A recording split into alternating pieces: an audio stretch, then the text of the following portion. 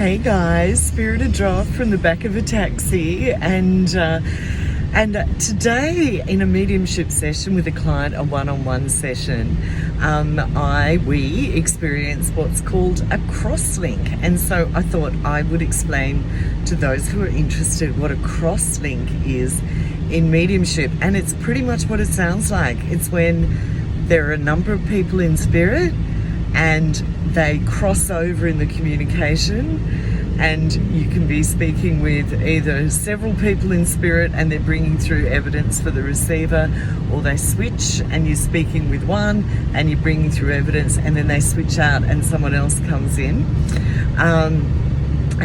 This lady today, she came in, she's got a lot of people in the spirit realm, a lot of family, and cross-linking is not great if you're not doing it on purpose.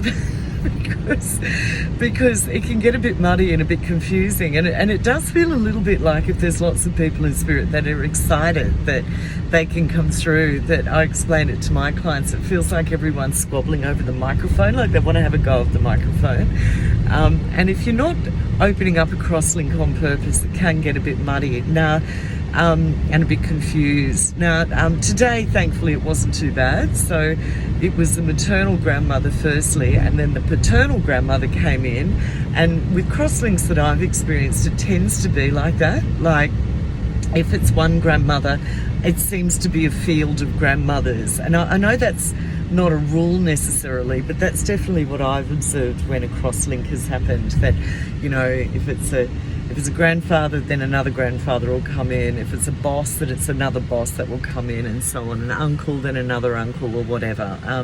Anyway, two grandmothers today with very clear evidence. So my client knew who it was, but then it switched out, and for a while there we had two communicating, and then I pulled back, which is what Christine Morgan's taught me to do, because crosslinks seem to be a bit of a specialty of mine, and just allow the more dominant person in spirit to come through and deliver their message. And it was the paternal grandmother who came through in the end with some beautiful messaging for my client. Now, not ideal, but I've got, a very aware client this morning. She knew who it was, and it was a lovely, meaningful read for her. I'm learning as I develop to delineate and feel it and try and stabilise the contact, so it's just one person at a time, which is generally how I roll. But I have to say that in Paul Jacobs' course recently at the AFC, I saw him, and the class did, do a three-way crosslink with three different receivers.